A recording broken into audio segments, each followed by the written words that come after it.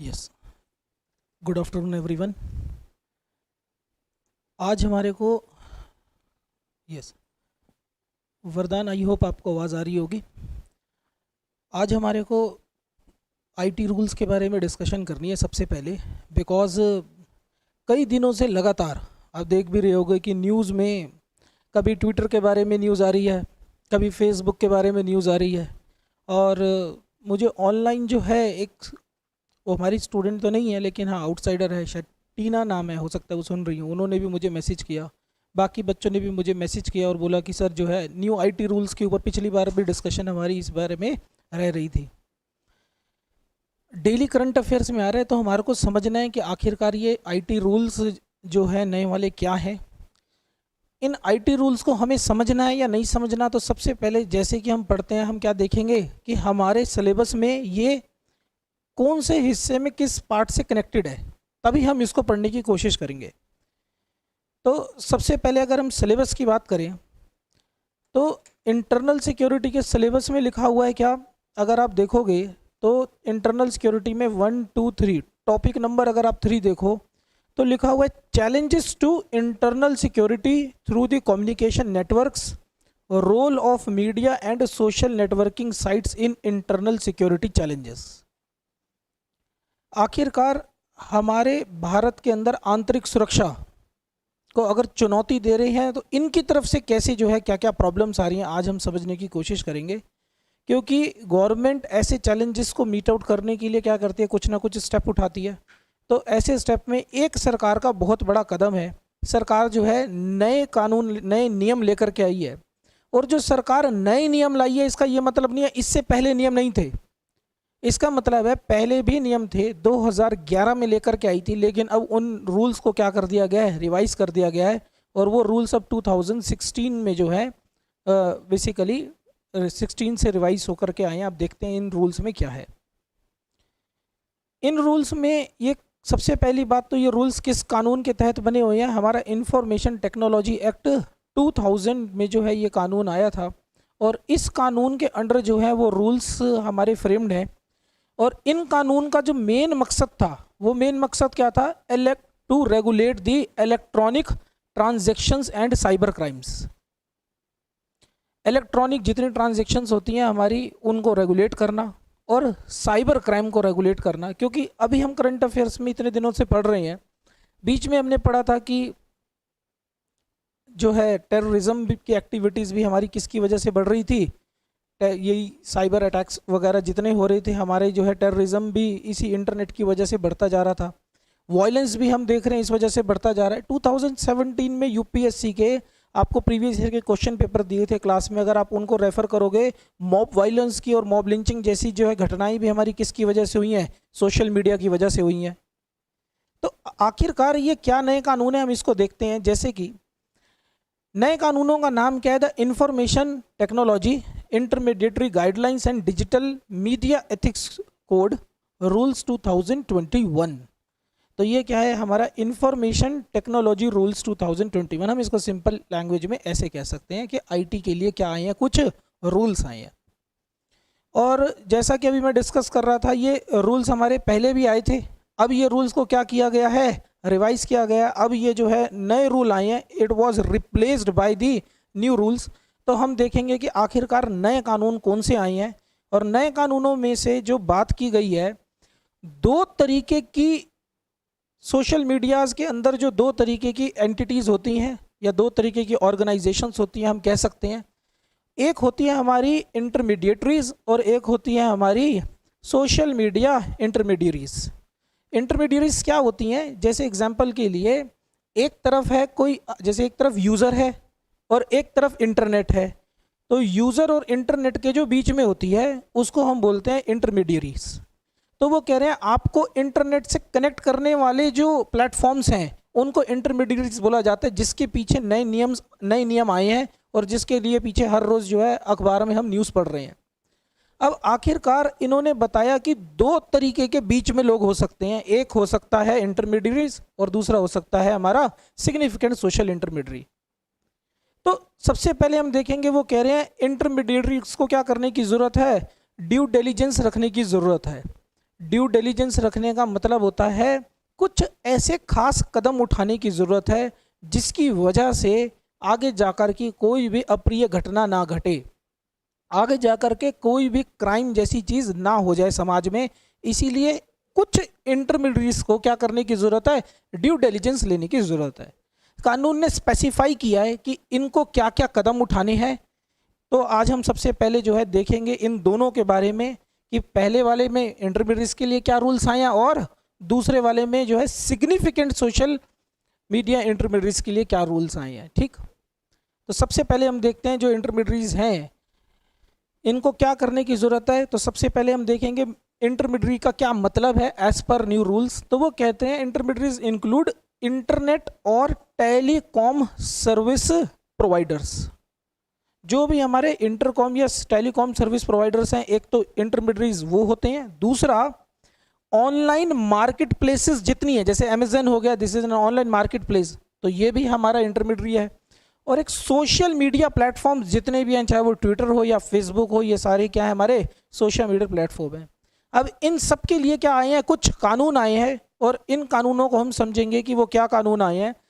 और अगर हम नाम देखें तो लिखा हुआ है ड्यू डिलिजेंस बाय इंटरमीडिएट्स का मतलब है इन सब लोगों को कुछ ना कुछ क्या उठाने हैं, ड्यू डिलिजेंस के लिए कुछ कदम उठाने हैं, कुछ ना कुछ ऐसा काम करना है कि आगे जाकर कुछ गड़बड़ ना हो सके। तो हम समझेंगे अब क्या वो ड्यू डिलिजेंस क्या है, कानून ने उसके बारे में क्या बोला है। Let's see. ड्यू डिलिजेंस का मतलब है दैट इन इंटरमीडिएट्स को they have to inform users, जो भी यूजर्स हैं उनको बताना पड़ेगा क्या रूल्स एंड रेगुलेशंस हैं, क्या उनकी प्राइवेसी पॉलिसीज हैं, क्या उनकी टर्म्स एंड कंडीशन है for the usages of their services. अगर उनकी सर्विसेज को यूज करता है यूजर तो क्या क्या शर्तें होंगी, उनकी हिडन कंडीशंस, प्राइवेसी पॉलिसीज क्या होती हैं, और ये उसको सारे नियम कानून बताने की सबसे पहले तो क्या है आवश्यकता है। दूसरा, ब्लॉक करने की बात की गई है, blocking access to unlawful information within 36 hours. अगर कोई अनलॉफुल इंफॉर्मेशन आई तो 36 घंटे के अंदर अंदर उसको हटाना होगा। 36 घंटे upon the order of an from the court और द गवर्नमेंट। या तो कोर्ट ने ऑर्डर दे दिया तो 36 घंटे के अंदर अंदर हटाओ, या फिर सरकार ने कोई ऑर्डर दे दिया, गवर्नमेंट की एजेंसी ने ऑर्डर दे दिया, तो उसको 36 आवर के अंदर अंदर जो है उस जगह से, उस प्लेटफॉर्म से हटाना होगा। फिर लिखा है रिटेनिंग द इंफॉर्मेशन। रिटेनिंग का मतलब होता है रखना। Retaining the information collected from the registration of a user for 180 days after cancellation और विड्रॉल ऑफ रजिस्टर। जैसे सपोज किसी ने अकाउंट अपना बंद भी कर दिया तो भी उसकी 180 दिन तक जो है इंफॉर्मेशन को ये अपने पास सेव करके रखेंगे, क्योंकि फ्यूचर में कहीं बाई चांस ट्रैक करना हुआ, ट्रेस करना हुआ कि किसने किया, कैसे किया, तो एटलीस्ट उसकी इंफॉर्मेशन इनके पास रहनी चाहिए। तो ये बोल रहे हैं ये ड्यू डिलिजेंस है। और इसके अंदर एक बात और है कि क्या intermediates are required to report cyber security incidences and share related information with the Indian computer emergency response team. वो क्या कह रहे हैं समझो, इनको क्या करना होगा, they are required to what, they are required to report. इन्हें रिपोर्ट करनी है। क्या रिपोर्ट करनी है? Cyber security incidents. कि साइबर सिक्योरिटी में जितने भी इंसिडेंट हो रहे हैं वो सब बताना है और उससे मिलती जुलती खबर बतानी है। और किसको बतानी है? ये कंप्यूटर इमरजेंसी रिस्पांस टीम को बतानी है। अब कंप्यूटर इमरजेंसी रिस्पांस टीम क्या होती है, अब क्या होगा हमारे को उसके बारे में समझना होगा। समझते हैं, एक बार देखते हैं कंप्यूटर इमरजेंसी रिस्पांस टीम हम किसको कहते हैं। कंप्यूटर इमरजेंसी रिस्पांस टीम कहते हैं, ये क्या टीम है? ये एक किस्म से एक ऑफिस है जो कि किसका है, ministry of electronic and information technology का एक ऑफिस है, ऐसे समझ सकते हैं सिंपल लैंग्वेज में। और नाम जैसे बता रहे, इसका काम क्या होगा? रिस्पॉन्ड करना। तो वो कह रहे हैं computer emergency response team is a group of information security experts responsible for the protection against direction and responses to an organization cyber security incidents। मतलब ये यहाँ पर कौन होंगे? इस ग्रुप के अंदर कुछ एक्सपर्ट होंगे जिनका काम क्या होगा, जो जिम्मेदार होंगे रिस्पॉन्ड करने के लिए अगर कोई भी इस तरीके की घटना होती है तो। प्लस ये कौन सी बॉडी है? This is not a constitutional body, this is a statutory body. और कौन से एक्ट के अंदर आई है? अभी हमने देखा ये आईटी एक्ट के अंडर ही है। And it serve as a national agency to deal with the cyber security. और ये क्या करती है? बोला गया ये प्रोएक्टिव कंट्रीब्यूशन देगी। एक होता है हमारा रिएक्टिव कंट्रीब्यूशन कि कुछ एक्शन हो गया उसके बाद कुछ ना कुछ एक्शन लेना। कोई इवेंट होने के बाद जब एक्शन लेते हैं तो वो रिएक्शन होता है। इवेंट ही ना हो जाए पहले से अपने आप को तैयार रखना, वो क्या है? वो है हमारा प्रोएक्टिव। तो वो कह रहा है कि अब नए नियमों के हिसाब से जितने भी सोशल मीडिया इंटरमीडिएटरीज हैं उनको पहले से ही बता के रखना है साइबर सिक्योरिटी वालों को, इस टीम को, इस ग्रुप को, कि आने वाले टाइम में हो सकता है ऐसी ऐसी कोई प्रॉब्लम हो जाए और उसके बारे में इनको क्या करना होगा? टोटल रिपोर्टिंग हमेशा करती रहनी होगी। फिर हम देखते हैं दूसरा वर्ड लिखा है क्या? Significant social media intermediaries. इसका मतलब दो लोगों के लिए था, पहले वाला हमने देख लिया क्या था, अब दूसरे वाले को देखते हैं। ये यहां पर है, ये भी कौन? पहली बात तो ये है, ये भी इंटरमीडिएटरीज। वर्ड लिखा हुआ है आगे सिग्निफिकेंट, मतलब ये इंपॉर्टेंट है। इसका मतलब है इंपॉर्टेंट कब बन जाएगी इनकी, इन लोगों की इंपॉर्टेंट, इन संस्थाओं की इंपॉर्टेंस कब बन जाएगी? जब इनका यूजर बेस बढ़ जाएगा। जैसे एग्जांपल के लिए कोई अगर वेबसाइट है या कोई सोशल मीडिया का ऐसा प्लेटफॉर्म है जिसमें 50 लाख से भी ज़्यादा यूज़र्स हों, तो वो जो साइट होती है या वो जो सोशल मीडिया का प्लेटफॉर्म होता है, वो सोशल मीडिया का प्लेटफॉर्म क्या बन जाता है? बड़ा ही सिग्निफिकेंट बन जाता है। तो इतने बड़े सिग्निफिकेंट इंटरमीडिएटरीज के लिए क्या किया गया है? नए कानून लेकर के आए गए हैं। उनके लिए नए के साथ साथ क्या लेकर आए हैं? कुछ एडिशनल रूल्स लेकर के आए हैं। मतलब दो तरह के रूल्स हो गए। अगर आप बड़े नहीं हो तो नॉर्मल जितना हमने पढ़ा था वो है, लेकिन अगर आप सिग्निफिकेंट बड़े हो, अगर आप नंबर ऑफ यूजर्स बेस आपका ज़्यादा है, तो आपको क्या करना होगा? आपके लिए कुछ एडिशनल कंडीशंस, एडिशनल रूल्स भी आपके ऊपर जो है एप्लीकेबल होंगे। अब देखते हैं आखिरकार ये क्या होता है। सिग्निफिकेंट का क्या मतलब है? Social media intermediary with registered user in India above a threshold to be notified. जैसे एग्जांपल के लिए 50 लाख। थ्रेशोल्ड का मतलब होता है बेयर मिनिमम इतना होना चाहिए। वो कितना होगा? वो टाइम टू टाइम नोटिफाई करते रहेंगे। हो सकता है 50 लाख हो, फिर आगे जाके 70 लाख कर दें, 20 लाख कर दें। नंबर ऑफ यूजर्स में change, it will be classified as a significant. अगर किसी भी सोशल मीडिया प्लेटफॉर्म में मिनिमम उस नंबर ऑफ यूजर से ज्यादा आ गए तो वो सिग्निफिकेंट बन जाएगी। बनते साथ उसके ऊपर कुछ नए नियम लगेंगे। जैसे कि अब हमारा एग्जांपल के लिए अमेजन है, उसके ऊपर जो है करोड़ों लोग उसके यूजर्स हैं। फेसबुक के करोड़ों यूजर्स हैं, व्हाट्सअप को करोड़ों यूजर्स यूज कर रहे हैं, ट्विटर को करोड़ों यूज। तो ये सारे के सारे क्या हैं? सिग्निफिकेंट सोशल मीडिया इंटरमीडिएटरीज हैं। इनके लिए एडिशनल डिलीजेंस क्या है? इनको और ऐसे क्या कदम उठाने हैं जो प्रॉब्लम ना हो? पहला है appointing a chief compliance officer to ensure compliance with IT act and the rules. इन सोशल मीडिया वालों को बोला है कि तुम्हारे को सबसे पहले तो एक चीफ कंप्लायंस ऑफिसर को रखना है। कंप्लायंस का क्या मतलब होता है? कानून की पालन कर, कानून को मानना, कानून की पालना करना।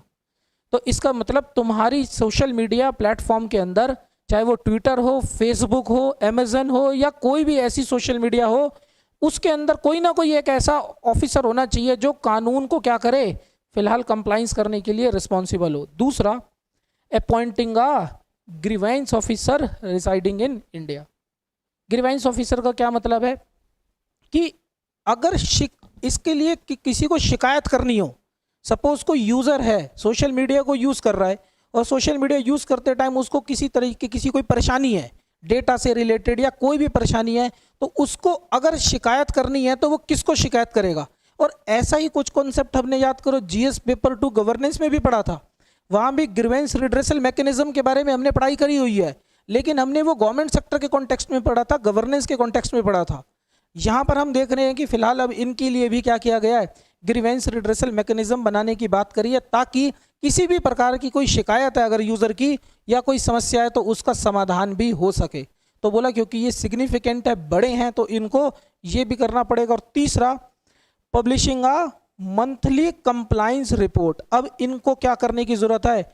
एक रिपोर्ट भी देने। जैसे एग्जांपल के लिए एक बड़ी कंपनियां होती हैं, वो इनकम टैक्स की या फिर टैक्सेशन की या दुनिया भर के जो है कानूनों को क्या करते हैं? कंप्लायंस करते हैं। अब इनको इस कानून के लिए भी कंप्लायंस करनी होगी और बताना होगा कि कितने, जैसे जैसे गवर्नमेंट जो जो इनसे इंफॉर्मेशन मांगेगी इनको वो हर महीने वो देनी होगी। अब इसके अंदर हम समझने की कोशिश करते हैं एक चीज़ और, कि एक प्रोविज़न है इसमें लिखा हुआ है इंटरमीडियरीज वो वाले social media handles which provide some messaging as a primary service, मतलब ऐसी सर्विस जो कि ऐसे मीडिया जिसका काम सिर्फ और सिर्फ क्या है, मैसेज प्रोवाइड करना। ऐसी कौन सी सर्विस होती है, क्या नाम है ऐसे मीडिया का, जैसे कि व्हाट्सअप। व्हाट्सअप का प्राइमरी पर्पस क्या है, मैसेज प्रोवाइड कर, मैसेज डिलीवर करना। तो इन लोगों के लिए बोला है they must enable the identification of a first originator of information on it's platform. जैसे जब कभी भी क्या होता है कि कोई फेक न्यूज़ हमारी जो है स्प्रेड हो जाती है, तो ये नहीं पता लगता कि किसने भेजी थी ये न्यूज़। अब नए नियमों के अंदर ये बात लिखी गई है कि इन मीडिएटरीज को आइडेंटिफाई करके बताना होगा कि पहला वो पर्सन कौन था वो ओरिजिनेटर जिसने उसको पहले मैसेज भेजा था। हमारे को इस बात को तुम आइडेंटिफाई करके बताओ। जैसे पहले क्या है, मैसेज भेज दो, अब पता ही नहीं लग रहा किसने भेजा और किसने नहीं भेजा और वो फैल गया।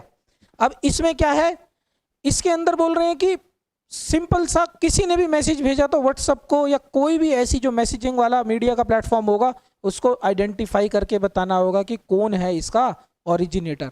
ये नया नियम है। और इसके अंदर एक बात और लिखी हुई है क्या, the originator must be disclosed if required by an order from the court और फ्रॉम द गवर्नमेंट। कब डिस्क्लोज करना होगा उसको, अगर सरकार ने कोई ऑर्डर दे दिया या फिर कोर्ट ने कोई ऑर्डर दे दिया, and such order will be passed for the specified purpose. एक पर्पस के लिए दिया जाएगा, इंक्लूडिंग इन्वेस्टिगेशन हो सकता है उसका purpose of an offence related to sovereignty and security of the state. और याद करो इससे सोवरेनिटी और सिक्योरिटी के लिए तो फंडामेंटल राइट्स भी हमारे चले जाते हैं, तो ये तो फिर भी जो है ये नियम है ऐसे। दूसरा, पब्लिक ऑर्डर, अगर पब्लिक ऑर्डर डिस्टर्ब हुआ, याद करो अभी हमने इंटरनल सिक्योरिटी भी जब पढ़ा था तो उसमें सबसे पहले क्या पढ़ते थे, पब्लिक ऑर्डर पढ़ते थे, क्योंकि पब्लिक ऑर्डर डिस्टर्ब होने की वजह से क्या होता है, इंटरनल सिक्योरिटी पे चैलेंजेस आ जाते हैं। और तीसरा है, कोई सेक्सुअल वायलेंस की वजह से भी जो है ऑर्डर दिया जा सकता है कि किसने किया क्या किया। और लिखा हुआ है कि अगर first originator is located outside India, example के लिए कोई इंसान है जिसने फेक न्यूज स्प्रेड करी, वो इंडिया के बाहर से करी, वो ओरिजिनेटर इंडिया का था ही नहीं। लेट सपोज किसी ने दुबई से मैसेज भेज दिया, वो इंडिया में आ गया, जिसके पास इंडिया में आया उसने और आगे भेज दिया और आगे भेज दिया, तो कहा गया कि ओरिजिनेटर तो इसका बाहर है। तो वो कह रहे हैं जिसको उसने भेजा था, जिसने रिसीव किया था और उसने आगे स्प्रेड किया, वही फिर उसका ओरिजिनेटर माना जाएगा। This is what it is written. एक बार देखते हैं, if the first originator is located outside India, the first originator of that information within India will be deemed to be the first originator। जो उस खबर को इंडिया में फैलाएगा फिर वही उसका ओरिजिनेटर मान लिया जाएगा।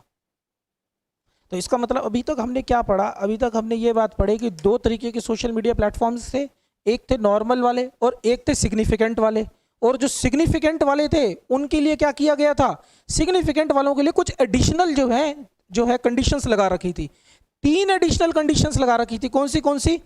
कंप्लाइंस उनको करनी थी, दूसरी ग्रीवेंस ऑफिस खोलना था, तीसरा एक उनको रिपोर्ट भी उनको इशू करनी थी। प्लस इन्होंने एक स्पेशल रूल बनाया, किसके लिए, जो सिर्फ मैसेजिंग वाले हैं। और उनके लिए क्या रूल बनाया है, फर्स्ट ओरिजिनेटर को आइडेंटिफाई करना है। फर्स्ट ओरिजिनेटर का मतलब पहली बार किसने मैसेज भेजा, और उसको जब आइडेंटिफाई करेंगे तो वो आइडेंटिफाई, अगर वो बंदा बाहर से मैसेज कर रहा होगा तो जिसको इंडिया में मिला और उसने आगे भेजा अगर, तो फिर वही इंसान जो है उस मैसेज का ओरिजिनेटर माना जाएगा। ठीक, आगे समझते हैं इस रूल्स के अंदर क्या है। फिर हम बाद में ये समझने की कोशिश करेंगे कि ये कानून के लिए आखिरकार ट्विटर का स्टैंड क्या है, सरकार का कहना क्या है, आखिरकार क्या चीजें हैं जो द हिंदू में या कोई भी न्यूज़पेपर के अंदर जो रोज आ रही हैं। कंसर्न्स को तब समझ पाएंगे जब हम लॉ को समझ पाएं, और अगर हम लॉ को ही नहीं समझ पाएंगे तो ना कंसर्न समझ पाएंगे और ना ये समझ पाएंगे कि जो भी हो रहा है उस पर अपना ओपिनियन भी नहीं फ्रेम कर पाएंगे कि वो ठीक हो रहा है या फिर गलत हो रहा है। तो सपोज करो कोई सजेशंस मांगते हैं, मेजर्स पूछते हैं, या फिर कल को ऐसी कोई बात होती है, तो इसमें हमारे को आंसर के लिए क्या करना होगा, सबसे पहले लॉ को समझना होगा। लॉ में एक बात और लिखी हुई है, समझते हैं कि ग्रीवेंस रिड्रेसल के बारे में, कि आखिरकार ये ग्रीवेंस रिड्रेसल क्या है, शिकायत को अगर सुलझाना हो तो उसके लिए कैसे होगा। तो लिखा हुआ है the intermediates are required to designate a grievance officer, उसको एक ऐसा जांच अधिकारी बैठाना होगा to address the complaint against the violation of rules, ताकि अगर कोई नियम तोड़ रहा है तो उसके लिए वो जांच पड़ताल करेगा। And complaint must be acknowledged with in 24 our and disposed of with in 15 days. इस ग्रीवेंस रिड्रेसल को क्या करना होगा, 24 घंटे के अंदर अंदर उसको एक्नॉलेज करना होगा कि हाँ हमें तुम्हारी कंप्लेंट मिल गई है और हम इसके ऊपर तुरंत एक्शन लेना शुरू कर रहे हैं, और 15 दिन के अंदर अंदर उसकी शिकायत को निपटाना पड़ेगा। तो ये कानून जो है सरकार बना रही है। एंड दूसरा लिखा है इन case of digital media publisher, news and OTT वाले, ओटीटी का क्या मतलब होता है, over the top. Over the top को मैं थोड़ा सा मैंने तुम्हारे को अगर समझाऊं, इसमें ओवर द टॉप किसको कहते हैं, हम कहते हैं OTT stands for over the top and refers to any streaming service that delivers content over the internet. कोई भी ऐसी स्ट्रीमिंग सर्विस होती है, अगर जैसे एग्जाम्पल के लिए वो नेटफ्लिक्स भी हो सकती है, अमेजन भी हो सकती है, यूट्यूब भी हो सकती है, ऐसी कोई भी हो सकती है। And film and television content को भी हम ओटीटी बोलते हैं। तो जो नियम आए हैं वो किसके लिए आए हैं, बेसिकली ओटीटी के लिए आए हैं। तो वो कह रहा है इन case of digital media publication a 3-tier grievance redressal mechanism will be placed for dealing with the complaints regarding the content।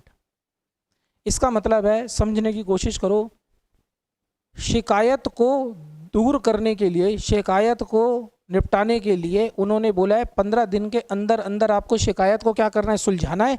और शिकायत को सुलझाने के लिए एक सिस्टम बताया है कि शिकायत को सुलझाने का सिस्टम क्या होगा, और उसी सिस्टम को बोला जा रहा है मैकेनिज्म। तो ग्रीवेंस रिड्रेसल मैकेनिज्म बताया और बोला इसके अंदर 3 टियर होंगे, 3 लेयर्स होंगी शिकायत को सुलझाने के लिए। जैसे एग्जांपल के लिए आप सबसे पहले एक फर्स्ट लेयर में जाओ, वहां पर अगर आपकी प्रॉब्लम नहीं सुल रही तो दूसरे में जाओ, वहां नहीं सुल रही तो तीसरे में जाओ। तो वो क्या सिस्टम बताया हम समझते हैं। वो 3 चीजें बताई हैं। पहला बोला है self regulation by publisher, self regulation by self regulating bodies and oversight mechanism of central government. हम इसको कुछ ऐसे समझते हैं कि जैसे एग्जांपल के लिए ये 3 हमारे लेयर्स होंगे। पहली लेयर होगी हमारी self regulation by publisher, publishers खुद ही उसको क्या कर दे, उसको सुलझा दे। अगर खुद सुलझाने का टाइम कितना दे रखा है, 15 दिन का, 24 घंटे के अंदर अंदर उस शिकायत के ऊपर एक्शन ले और उसको सुलझाए। या फिर क्या करे, self regulation by the self regulating bodies of the publisher. जैसे कुछ बॉडीज का मतलब है ऑर्गेनाइजेशंस, जैसे एग्जांपल के लिए कईयों की काउंसिल होती है, पब्लिशर जर्नलिस्ट वालों का कुछ ना कुछ ग्रुप होता है। तो वो कहते हैं या तो पहले तो तुम खुद अकेले में सुलझा लो, नहीं सुलझा पा रहे तो तुम्हारा जो खुद का ग्रुप बना हुआ है खुद के जो है वो सुलझा लें। अगर वो भी नहीं सुलझा पाया तो oversight mechanism by the central government. तो तीसरे नंबर पे फिर सरकार उसको सुलझाने की कोशिश करेगी। इसका मतलब शिकायत क्या होनी चाहिए, एट एनी कॉस्ट रिजॉल्व होनी चाहिए। और इसके लिए लिखा हुआ है क्या कि apart from oversight mechanism ministry of information and broadcasting will establish a interdepartmental committee to hear grievance not addressed by the self-regulatory bodies and also oversee adherence to the code of ethics। इसका मतलब है यहां तक कि वो कह रहे केंद्र सरकार क्या बनाएगी, एक इंटर डिपार्टमेंटल कमेटी बताएगी। इंटर डिपार्टमेंटल कमेटी क्या होता है, इसका नाम लिखा हुआ है इंटर डिपार्टमेंटल। इसका मतलब ऐसी कमेटी जिसके अंदर एक या एक से ज्यादा डिपार्टमेंट क्या करें, मिल करके काम करें।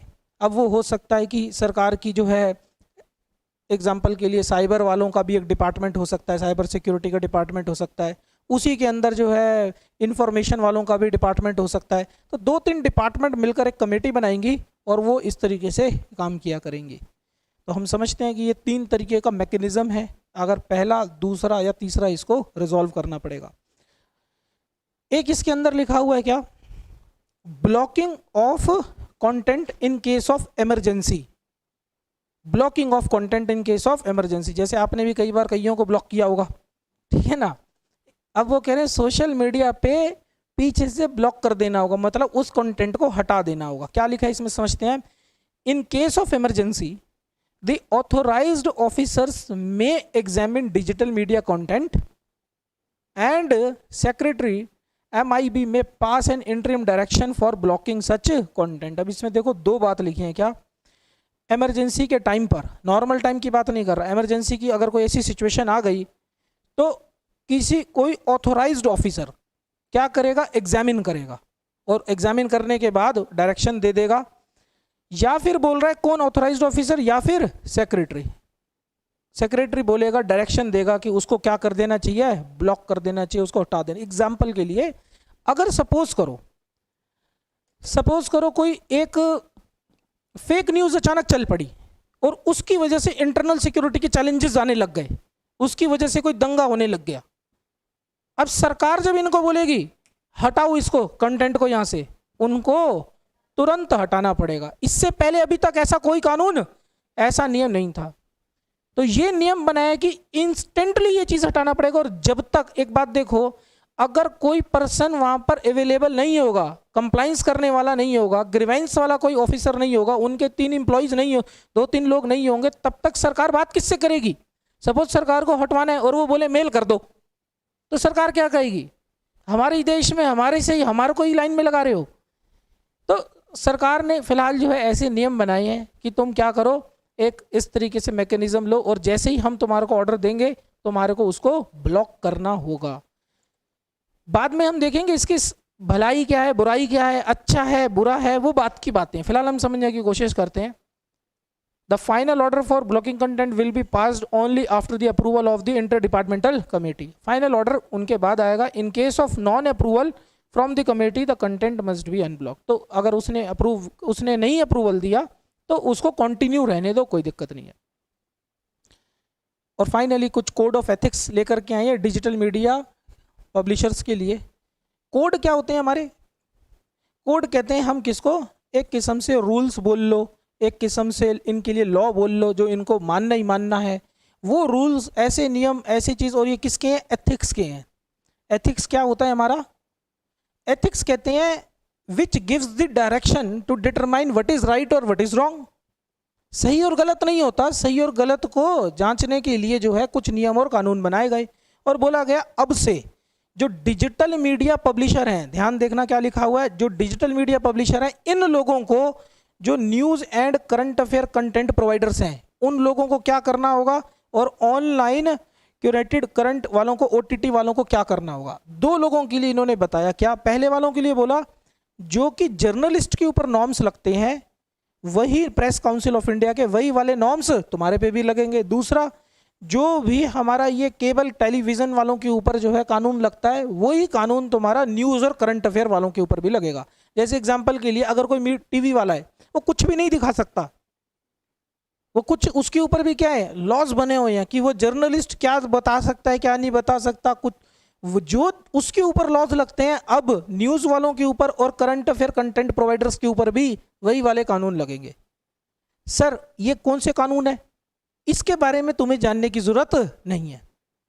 जनरल स्टडीज के अंदर यू मस्ट नो कि इनके ऊपर ये वाला कानून लगता है, क्योंकि अगर तुम इतना सब कुछ पढ़ोगे तो वो अपने सब्जेक्ट से तुम क्या हो जाओगे, डिविएट हो जाओगे, and there is no end point. फिर वहां जाओगे तो वहां भी कुछ रूल्स हैं, फिर रूल्स पढ़ना, फिर यही करते रहोगे। तो इट इज़ बेटर कि अपना जो है फ्रेमवर्क एक हम डिसाइड करके रखें कि कितना पढ़ना और कितना नहीं पढ़ना। दूसरा लिखा है ऑनलाइन कर, इसके लिए OTT वालों के लिए लिखा है कि classify content in age appropriate category as specified. जैसे एग्जांपल के लिए तुम पहले ही बताओ, this content is relevant for 6 और 7 ईयर प्लस, ये 7 साल के ज़्यादा लोगों के लिए देख सकते हैं। कुछ कंटेंट ऐसे होगा जो 12 साल के ज़्यादा लोग देख सकते हैं, कुछ ऐसा होगा 16 साल से ज़्यादा, कुछ ऐसे होगा 18 प्लस का कंटेंट होगा। तो कैटेगराइज तुम करो, इसको क्या करो, अपने कंटेंट को क्लासीफाई करो एज के बेसिस पे।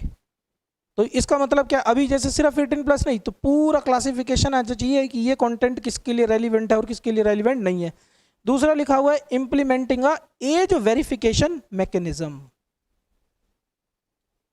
For access to adult content and access control measure such as parent control, ऐसे कुछ मेजर्स भी जो है लेने को कहा गया है। And improving accessibility of content for disabled person. तो इसका मतलब है अब जो है कुछ ऐसे रूल्स लेकर के आ रहे हैं, अब ऐसे रेगुलेशंस लेकर के आ रहे हैं जिससे क्या हो, इंटरनल सिक्योरिटी के चैलेंजेस रिड्यूस हो सकें। आखिरकार कौन से चैलेंज होते हैं हमारे? वो हो सकता है फेक न्यूज़ की वजह से कोई मॉब वायलेंस हो जाए, मॉब लिंचिंग जैसी घटना हो सकती है हमारे यहाँ पर, किसी भी तरीके के कोई रॉइट्स हो सकते हैं, दंगा भड़क सकता है हमारे यहाँ पर। अभी हमने देखा रिसेंटली में जैसे दिल्ली में जो है कई दंगे हुए, उससे पहले जो सिटीजनशिप अमेंडमेंट बिल आया तो उसके लिए काफ़ी दंगे हुए। उसके बाद जो है काफ़ी सारे हम देखते हैं इस तरीके से न्यूज़ के अंदर कि फेक न्यूज़ की वजह से कई सारी प्रॉब्लम्स आ जाती हैं। हमारे को अब समझना होगा, इसकी समरी एक है शॉर्ट में कि हाँ भाई क्या क्या जितना हमने पढ़ा उसको एक बार हम क्रक्स में अगर देखें तो सोशल मीडिया के लिए क्या बोला हुआ है, फर्स्ट ओरिजिनेटर फाइंड आउट करने को बोला हुआ है, ग्रीवेंस रिजॉल्व करने को बोला हुआ है 15 दिन के अंदर, और मंथली कंप्लाइंस की रिपोर्ट डालने को बोला हुआ है। इसके बाद ओटीटी वालों के लिए क्या बोला हुआ है कि तुम क्या कर लो, सेल्फ क्लासीफाई कर लो, किसको, कंटेंट को, कि कौन सा एज के बेसिस पे सेल्फ कंटेंट क्लासीफाई करने की बात की गई है, पेरेंटल लॉक लगाने की बात की गई है, और एज वेरिफिकेशन की बात की गई है, ताकि हमारे को साफ हो, अगर बताना आए तो ये नहीं कि हम भूल जाएं। तो it is very clear, social media के लिए ये रूल्स हैं, ओटीटी वालों के लिए ये रूल्स हैं, और उसके बाद फाइनली हम देखेंगे डिजिटल न्यूज़ के लिए क्या है। इनके ऊपर प्रेस काउंसिल वाले और टीवी वाले वही सारे रूल्स लगेंगे। सेल्फ रेगुलेटरीज बॉडीज होंगी जो कि क्या करेंगी, कोड ऑफ एथिक्स इनके ऊपर लगेंगे। I and B ministry to form panel oversight mechanism, वो भी क्या करेंगे, अगर प्रॉब्लम्स ये नहीं सुलझा पाएंगे तो थर्ड लेवल पे, टॉप लेवल पे जो था ओवरसाइट मैकेनिज्म था जो उसकी प्रॉब्लम को सुलझाएगा। So this is the news basically in crux, ये न्यूज़ नहीं है sorry, these are the rules. समझ रहे हो, ये रूल्स हैं जो हमने समझने की कोशिश करे नए। अब ये समझना है कि आखिरकार जो गतिविधि चल रही है फिलहाल वो क्या है। यहां से हमारी, अभी तक हम क्या जान रहे थे, व्हाट, बस हाउ नहीं समझ रहे थे, ना वाई समझ रहे थे, हम कुछ भी नहीं समझ रहे, हम सिर्फ ये समझ रहे थे कि what is new rule, what are the new rules, हम ये समझने की कोशिश कर रहे थे। अब सवाल ये पैदा होता है कि आखिरकार फिलहाल जो भी घटनाएं हो रही हैं न्यूज़ में, जो रोज करंट अफेयर्स में आ रहा है वो क्या है। इनका ये कहना है कि देखो कहीं ना कहीं तुम क्या कर रहे हो, हमारे जो एक का स्टैंड अगर हम पढ़ते हुए देखें तो वो कह रहे हैं ट्विटर का क्या स्टैंड है, ट्विटर क्या कह रहा है, company will strive to comply applicable law but will continue to follow the principle of free speech. क्योंकि इन लोगों का कहना है तुम क्या करने की कोशिश कर रहे हो, हमारी स्वतंत्रता को छीनने की कोशिश कर रहे हो। और याद करो, एक आपने ऐसा ही कुछ अगर मॉडर्न हिस्ट्री पढ़ा होगा तो मॉडर्न हिस्ट्री के अंदर क्या था, उस समय भी प्रेस की क्या करते थे, फ्रीडम को बार बार छीनने की कोशिश करते थे, और कई बार प्रेस के ऊपर क्या कर दिया जाता था, सेंसरशिप इंपोज कर दिए जाते थे। तो ऐसा ही कुछ इन लोगों का मानना है। वो कह रहे हैं ठीक है तुम्हारे हम नियम मानने को तैयार हैं सारी चीज़ें, लेकिन हम अपना जो बोलने, सच को दिखाने का जो हमारा सिद्धांत है, प्रिंसिपल, हम उसको पीछे नहीं करेंगे। दूसरा, for now it was concern its employees and potential threats to the freedom of expression of its user. एक तो हम सच बोलना नहीं छोड़ेंगे, और दूसरा जो हमारा यूजर है वो अगर कोई अपनी बात को एक्सप्रेस करना चाहता है तो ये नहीं कि वो डरे वहां पर क्या करके, ऐसा ना उसको ये लगे कि भाई अगर मैं कुछ बोलूँगा तो मेरे को कोई पकड़ के ले जाएगा। तो कम से कम इतना वो चीज़ नहीं होनी चाहिए। And it will advocate change to portion of the regulation and engage with the government. Finally government क्या कह रही है, गवर्नमेंट कह रही है, व्हाट्सएप का सुन लेते हैं, पहले व्हाट्सएप समझते हैं। व्हाट्सएप का क्या कहना है, WhatsApp on Wednesday fly a plea saying the new rules are unconstitutional and will lead to dangerous invasion of privacy। वो कह रहे हैं article 21, yes, right to life and privacy, निजी जीवन के अंदर यस निजता का अधिकार ये हमसे छीन रहा है, और ये अनकॉन्स्टिट्यूशनल है, असंवैधानिक है। तो ये कानून जो है व्हाट्सएप कह रहा है ये सही नहीं है, और उसने फिलहाल जो है अभी याचिका दायर करी है कोर्ट में, और अब एक जो है इसी की याचिका के ऊपर रोज अखबार में कुछ ना कुछ बात आ रही है। तो दूसरा फेसबुक क्या कह रहा है, फेसबुक कह रहा है comply said that Facebook on Tuesday said it is committed to comply with the new rules but was discussing some issues। उसको कुछ इश्यूज आ रहे हैं, वो डिस्कस करना चाहता है। और आज भी अगर आपने देखा हो कि जो है हाई कोर्ट ने बोला है कि दिल्ली के हमारे सुप्रीम कोर्ट ने बोला है कि दिल्ली के हाई कोर्ट का जो आदेश था फेसबुक के लिए वो बिल्कुल ठीक था। तो कहीं ना कहीं पलड़ा किसका भारी हो रहा है, हमारी सरकार का। और प्लस गूगल के सीईओ क्या कह रहे हैं, they company is committed to working with local laws anywhere in the world and teams were analysing the new rules. और हमारी टीम फिलहाल इसको एनालाइज कर रही है। तो इसका मतलब है कि जितने भी प्राइवेट सेक्टर वाले जितने लोग हैं वो क्या कहना चाहते हैं कि तुम हमारे को सच नहीं दिखाना चाहोगे। एग्जाम्पल के लिए सिटीजनशिप अमेंडमेंट बिल जब आया, बाद में एक्ट बन गया। जब सिटीजनशिप अमेंडमेंट बिल बना, बाद में एक्ट बना, तो उस अमेंडमेंट की वजह से सोशल मीडिया में हर तरह की इंफॉर्मेशन फैल रही थी। और हर तरह की इंफॉर्मेशन से क्या हो रहा था, फेक न्यूज़ भी फैल रही थी, दंगे और भड़क रहे थे, समस्याएं बढ़ती जा रही थी। इसके बाद जब बाद में हमने देखा जब भी कोई ऐसी बात आती है तो सरकार के पास कोई भी हाथ में इस तरीके की चीज़ नहीं हो रहा। ऐसे 2018 में भी सुप्रीम कोर्ट ने गवर्नमेंट को बोला था तुम क्या करो, इस तरीके की चुनौतियों से निपटने के लिए कोई मैकेनिज्म लेकर के आओ, कुछ नियम कानून लेकर के आओ। अब सरकार ऐसे कानून लेकर के आई है। अब ये लोग क्या बोल रहे हैं कि जब भी कोई बात होती है, जैसे अभी फार्मर्स के लिए लॉ आया जिसको 3 काले कानून कह रहे हैं, अब कुछ लोग क्या कर रहे हैं, उस कानूनों के बारे में कुछ गलत बात फैला रहे हैं। अब जब उसके बारे में गलत बात फैला रहे हैं या सही बात फैला रहे हैं, अगर कोई सही भी कह रहा है तो ये लोग कह रहे हैं कि अभी हमें सही भी नहीं कहने देंगे। इसका मतलब जब भी सरकार की आलोचना करने की बात आएगी तो ये क्या कहेंगे कि तुम झूठ फैला रहे हो, इसीलिए तुम क्या कर दो, इसको हटा दो, ब्लॉक कर दो। अब जैसे ब्लॉक कर देंगे इसका मतलब सरकार की कभी भी आलोचना नहीं हो पाएगी, कोई भी सरकार के खिलाफ आवाज नहीं उठा पाएगा, ऐसा इन लोगों का कहना है। अब सही है या गलत है वो एक अलग बात है, समझ रहे हो। We are analysing pros and cons. तो वो कह रहे हैं सरकार के खिलाफ कभी भी कोई आवाज नहीं उठा पाएगा। तुम उसको क्या ठहरा दोगे, एंटी नेशनलिस्ट ठहरा दोगे। तुम बोलोगे ये झूठ बोल रहा है, ये जो है देशद्रोही है, अभी के अभी हटाओ इस कंटेंट को। तो इसका मतलब कभी भी कोई सरकार के खिलाफ आवाज नहीं उठा पाएगा, ऐसा इन लोगों का कहना है, पहला। दूसरा वो कह रहे हैं जो हमारे यूजर्स हैं वो हमारे प्लेटफॉर्म को यूज कर रहे हैं, और हमारा कॉन्स्टिट्यूशन का आर्टिकल 21 भी यही कहता है कि प्राइवेसी है, प्लस तुम अब आर्टिकल 19 भी कह रहे हैं तुम्हारे पास आज़ादी है अपने विचारों को व्यक्त करने की। अब ये विचार व्यक्त करने में इंसान घबराएगा क्यों, उसके ऊपर नियम कानून लग जाएंगे, उसकी तुम प्राइवेसी मांग रहे हो। अब तुम बोल रहे हो, जैसे एग्जांपल के लिए जब तुम व्हाट्सअप यूज करते हो तो वहां एक मैसेज लिखा था end to end encryption. End to end encryption का मतलब है कि ए ने बी को अगर मैसेज भेजा तो ए और बी के बीच में ही है वो मैसेज, व्हाट्सअप चाहे तो वो भी नहीं देख सकता उस मैसेज को। अब सरकार बोल रही है ए और बी आपस में क्या बात कर रहे हैं मुझे बताओ। इसका मतलब क्या है, तुम उसकी निजी जिंदगी के अंदर दखल अंदाजी करना चाह रहे हो। और अगर तुम निजी जीवन में दखल अंदाजी करोगे तो कॉमन सेंस की बात है कि कहीं ना कहीं निजता का अधिकार छिन जाएगा, आर्टिकल 21 का वायलेशन हो जाएगा। और इससे वो कह रहे हैं कि कहीं ना कहीं हम तुम्हारे कानून को मानने को तैयार हैं, लेकिन ऐसे ना हो कि हमारे को अपने मूलभूत अधिकारों से, फंडामेंटल राइट्स से कॉम्प्रोमाइज करना पड़ जाए। सरकार का भी कुछ कहना होगा इस मामले में। सरकार क्या कह रही है, देखो सरकार कह रही है Twitter is attempting to dictate its term to the country. Dictate वो क्या करने की कोशिश कर रहा है, हमारे देश को अपनी शर्तें डिक्टेट करने की कोशिश। हमारे देश में हमारे हिसाब से चलेगा या हम उसके हिसाब से चलेंगे। इसका मतलब अगर ऐसा नहीं हो पाए, अगर हम ट्विटर को अपनी बात नहीं मना पाए, हमारी सोवरेनिटी के ऊपर चैलेंज है ये। रूल ऑफ लॉ, सोवरेनिटी होती है तो इंटरनली भी होती है और एक्सटर्नल। तो इंटरनल जो सोवरेनिटी है वो अपने आप में क्या हो जाएगी, चैलेंज हो जाएगी। सरकार कह रही है तो हमारी बात ही नहीं मान रहा, अपनी बात डिक्टेट करना चाह रहा है। दूसरा, law and policy is prerogative of the sovereignty, hence Twitter has no end Twitter's policies itself are opaque. और ट्विटर की खुद की पॉलिसी भी क्या है, ओपेक है। तो कहीं ना कहीं ये सरकार का कहना है, ये व्हाट्सएप और का कहना है, और ये जो है ट्विटर, लगभग इन सब लोगों का ये कहना है।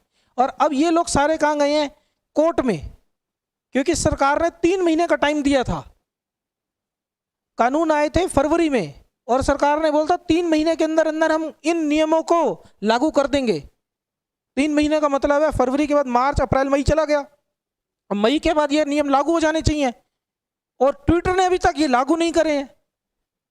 और अब देखो खबरों में रोज आ रहा है कि वो ग्रीवेंस ऑफिसर को एम्प्लॉय रखने की कोशिश कर रहा है, उसमें जो है पोस्ट डाल रहा है, एलिजिबल बंदे हैं। वो क्या कह रहे हैं, ट्विटर हमारा समझ ही नहीं रहा ट्विटर।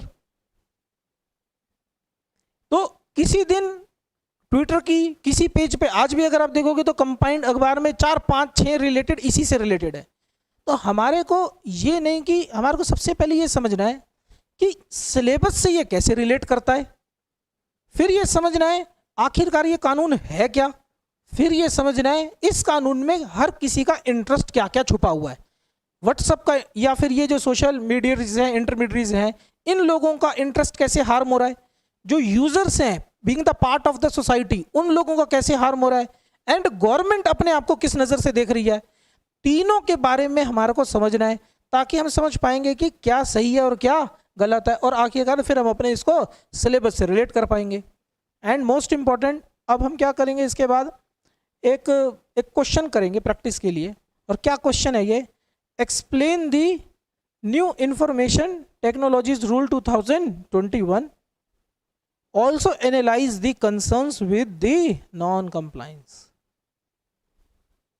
तो ये क्वेश्चन है, इस क्वेश्चन का लिंक कहाँ मिल जाएगा, दोबारा से डिस्क्रिप्शन में तुम्हारे को मिल जाएगा, और जो है वहाँ जाके आप आंसर को इस पोस्ट कर सकते हो। बाय चांस कोई डाउट हो ऑनलाइन वाले स्टूडेंट्स को भी, तो आप अगर चाहो तो मेरा नंबर है 9711394350, यू कैन व्हाट्सअप मी, ताकि जो है कोई प्रॉब्लम हो तो आप मेरे से पूछ सकते हो।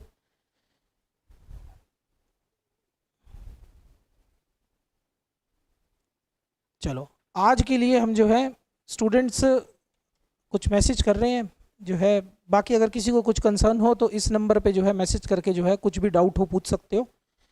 आज हम यहीं पर इस टॉपिक को एंड करेंगे, इसके बाद हम अपना करंट अफेयर्स पढ़ेंगे, उसके बाद हम अपने क्लास को कंटिन्यू करेंगे।